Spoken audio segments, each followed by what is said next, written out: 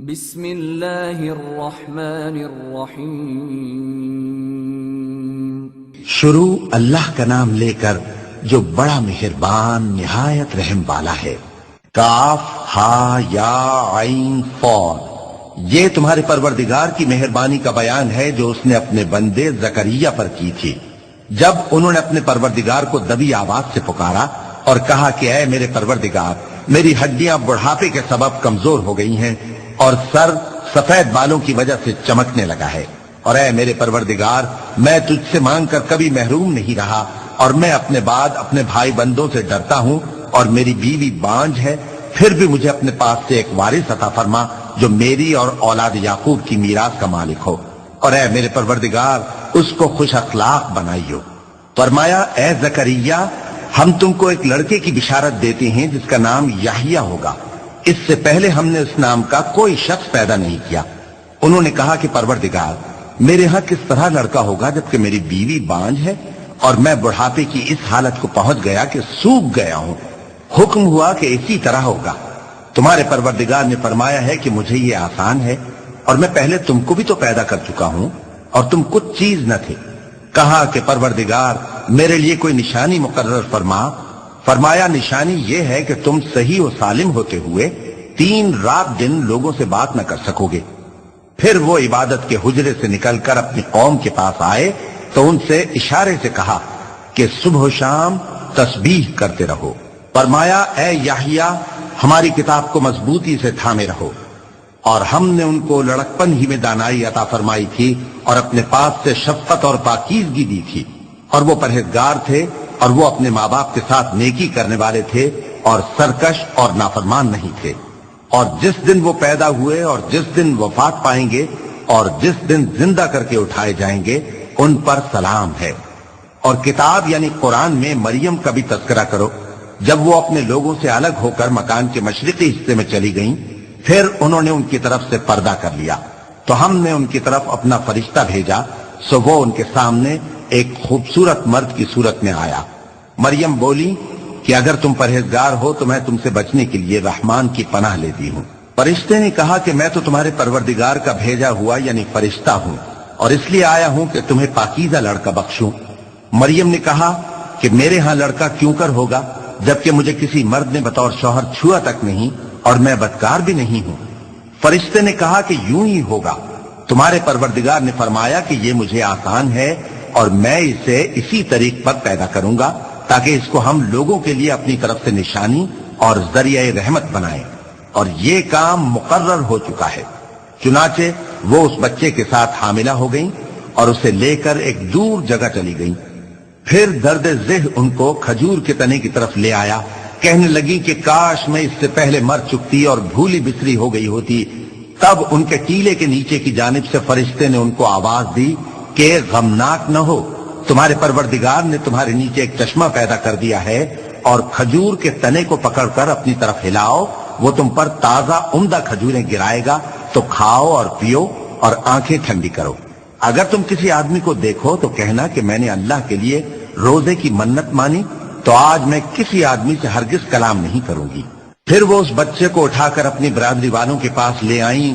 وہ کہنے لگے کہ مریم، یہ تو نے برا کام کیا۔ اے ہارون کی بہن، نہ تو تیرا باپ ہی برا آدمی تھا اور نہ تیری ماں ہی بدکار تھی۔ تو مریم نے اس بچے کی طرف اشارہ کیا۔ وہ بولے کہ ہم اس سے کہ گود کا بچہ ہے کیسے بات کریں؟ بچے نے کہا کہ میں اللہ کا بندہ ہوں، اس نے مجھے کتاب دی ہے اور نبی بنایا ہے، اور میں جہاں ہوں اور جس حال میں ہوں اس نے مجھے صاحب برکت بنایا ہے، اور جب تک زندہ ہوں مجھ کو نماز اور زکوٰۃ کا ارشاد فرمایا ہے، اور مجھے اپنی ماں کے ساتھ نیک سلوک کرنے والا بنایا ہے اور سرکش و بدبخت نہیں بنایا، اور جس دن میں پیدا ہوا اور جس دن مروں گا اور جس دن زندہ کر کے اٹھایا جاؤں گا مجھ پر سلام ہے۔ یہ مریم کے بیٹے عیسیٰ ہیں، اور یہ سچی بات ہے جس میں لوگ شک کرتے ہیں۔ اللہ کو شایع نہیں کہ کسی کو بیٹا بنائے، وہ پاک ہے، جب کسی چیز کا ارادہ کرتا ہے تو اس کو یہی کہتا ہے کہ ہو جا تو وہ ہو جاتی ہے، اور بے شک اللہ ہی میرا اور تمہارا پروردگار ہے، تو اسی کی عبادت کرو، یہی سیدھا رستہ ہے۔ پھر اہل کتاب کے فرقوں نے باہم اختلاف کیا، سو جو لوگ کافر ہوئے ہیں ان کو بڑے دن یعنی قیامت کے روز حاضر ہونے سے خرابی ہے۔ وہ جس دن ہمارے سامنے آئیں گے کیسے سننے والے اور کیسے دیکھنے والے ہوں گے، مگر ظالم آج کھلی گمراہی میں ہیں۔ اور ان کو حسرت و افسوس کے دن سے ڈرا دو جب بات فیصل کر دی جائے گی اور وہ غفلت میں پڑے ہوئے ہیں اور ایمان نہیں لاتے۔ ہم ہی زمین کے اور جو لوگ اس پر بستے ہیں ان کے وارث ہوں گے اور ہماری ہی طرف ان کو لوٹنا ہوگا۔ اور کتاب میں ابراہیم کا ذکر کرو، بے شک وہ نہایت سچے تھے، پیغمبر تھے۔ جب انہوں نے اپنے باپ سے کہا کہ ابا آپ ایسی چیزوں کو کیوں پوچھتے ہیں جو نہ سنیں اور نہ دیکھیں اور نہ آپ کے کچھ کام آ سکیں؟ ابا مجھے ایسا علم ملا ہے جو آپ کو نہیں ملا، تو میرے ساتھ ہو جائیے، میں آپ کو سیدھی راہ پر لے چلوں گا۔ ابا شیطان کی پوجا نہ کیجیے، بے شک شیطان اللہ کا نافرمان ہے۔ ابا مجھے ڈر لگتا ہے کہ آپ کو اللہ کا عذاب آ پکڑے تو آپ شیطان کے ساتھی ہو جائیں۔ اس نے کہا کہ ابراہیم کیا تو میرے معبودوں کے خلاف ہے؟ اگر تو باز نہ آئے گا تو میں تجھے سنسار کر دوں گا اور تو ہمیشہ کے لیے مجھ سے دور ہو جا۔ ابراہیم نے سلام علیکم کہا اور کہا کہ میں آپ کے لیے اپنے پروردگار سے بخشش مانگوں گا، بے شک وہ مجھ پر نہایت مہربان ہے۔ اور میں آپ لوگوں سے اور جن کو آپ اللہ کے سوا پکارا کرتے ہیں ان سے کنارہ کرتا ہوں اور اپنے پروردگار ہی کو پکاروں گا۔ امید ہے کہ میں اپنے پروردگار کو پکار کر محروم نہیں رہوں گا۔ اور جب ابراہیم ان لوگوں سے اور جن کی وہ اللہ کے سوا پرستش کرتے تھے الگ ہو گئے تو ہم نے ان کو اسحاق اور اسحاق کو یعقوب بخشے اور ہر ایک کو پیغمبر بنایا، اور ہم نے ان کو اپنی رحمت سے بہت سی چیزیں عنایت کی اور ان کا ذکر جمیل بلند کیا۔ اور کتاب میں موسیٰ کا بھی ذکر کرو، بے شک وہ ہمارے برگزیدہ تھے اور رسول تھے، نبی تھے۔ اور ہم نے ان کو طور کی داہنی طرف سے پکارا اور باتیں کرنے کے لیے نزدیک بلایا، اور اپنی مہربانی سے ان کو ان کا بھائی ہارون پیغمبر بنا کر عطا کیا۔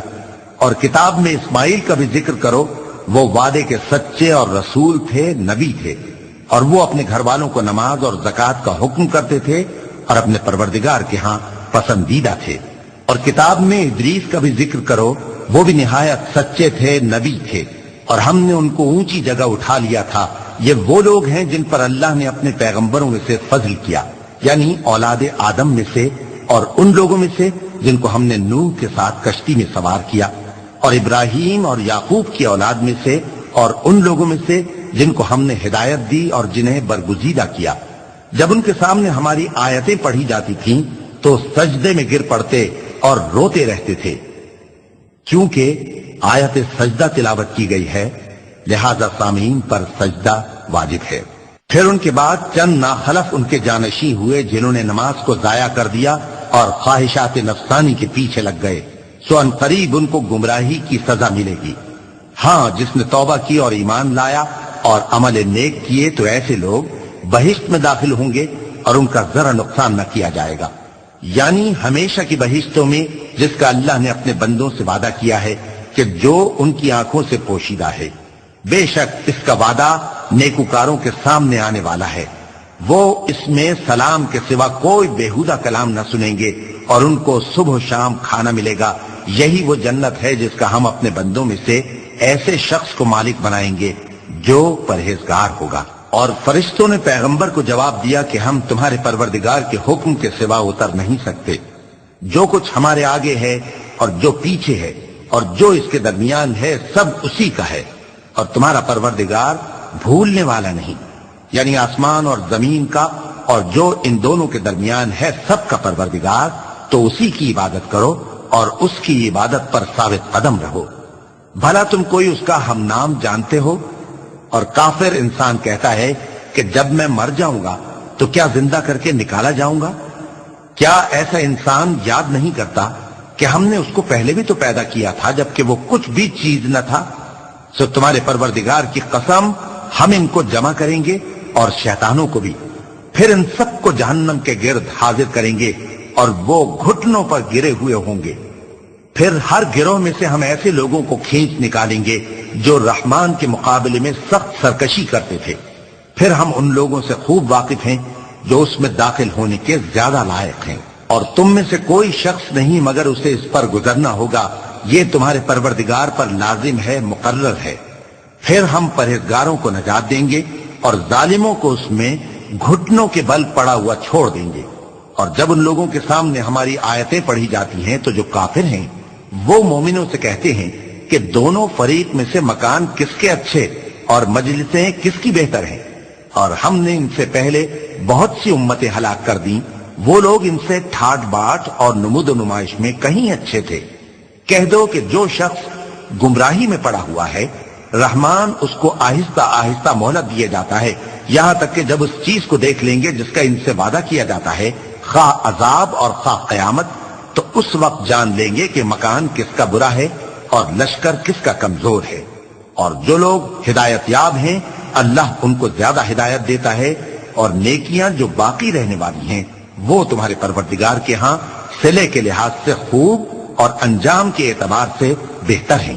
بھلا تم نے اس شخص کو دیکھا جس نے ہماری آیتوں سے کفر کیا اور کہنے لگا کہ اگر میں اثر نو زندہ ہوا بھی تو یہی مال اور اولاد مجھے وہاں ملے گا؟ کیا اس نے غیب کی خبر پالی ہے یا اللہ کے یہاں سے عہد لے لیا ہے؟ ہرگز نہیں، یہ جو کچھ کہتا ہے ہم اس کو لکھتے جاتے اور اس کے لیے آہستہ آہستہ عذاب بڑھاتے جاتے ہیں، اور جو چیزیں یہ بتاتا ہے ان کے ہم وارث ہوں گے، اور یہ اکیلا ہمارے سامنے آئے گا۔ اور ان لوگوں نے اللہ کے سوا اور معبود بنا لیے ہیں تاکہ وہ ان کے لیے موجب عزت ہوں، ہرگز نہیں، وہ معبود ان کی پرستش سے انکار کریں گے اور ان کے دشمنوں مخالف ہوں گے۔ کیا تم نے نہیں دیکھا کہ ہم نے شیطانوں کو کافروں پر چھوڑ رکھا ہے کہ وہ ان کو خوب اکساتے رہتے ہیں؟ تو تم ان پر عذاب کے لیے جلدی نہ کرو کہ ہم تو ان کے لیے دن شمار کر رہے ہیں۔ جس روز ہم پرہیزگاروں کو رحمان کے سامنے بطور مہمان جمع کریں گے اور گنہگاروں کو دوزخ کی طرف پیاسے ہانک لے جائیں گے، تو لوگ کسی کی سفارش کا اختیار نہ رکھیں گے مگر جس نے رحمان سے اقرار لے لیا ہو، اور کہتے ہیں کہ رحمان بیٹا رکھتا ہے۔ ایسا کہنے والوں، یہ تو تم بری بات زبان پر لاتے ہو۔ قریب ہے کہ اس جھوٹ سے آسمان پھٹ پڑے اور زمین شق ہو جائے اور پہاڑ پارا پارا ہو کر گر پڑے کہ انہوں نے رحمان کے لیے بیٹا تجویز کیا، اور رحمان کو شایع نہیں کہ کسی کو بیٹا بنائے۔ ہر شخص جو آسمانوں اور زمین میں ہے رحمان کے روبرو بطور بندہ ہی آئے گا۔ اس نے ان سب کو اپنے علم سے گھیر رکھا اور ایک ایک کو شمار کر رکھا ہے، اور یہ سب قیامت کے دن اس کے سامنے اکیلے اکیلے حاضر ہوں گے۔ اور جو لوگ ایمان لائے اور عمل نیک کیے رحمان ان کی محبت مخلوقات کے دل میں پیدا کر دے گا۔ اے پیغمبر صلی اللہ علیہ وآلہ وسلم، ہم نے یہ قرآن تمہاری زبان میں آسان بنا کر نازل کیا ہے تاکہ تم اس سے پرہیزگاروں کو خوشخبری پہنچا دو اور جھگڑالوؤں کو ڈر سنا دو، اور ہم نے ان سے پہلے بہت سے گروہوں کو ہلاک کر دیا ہے۔ بھلا تم ان میں سے کسی کو دیکھتے ہو یا کہیں ان کی بھنک سنتے ہو؟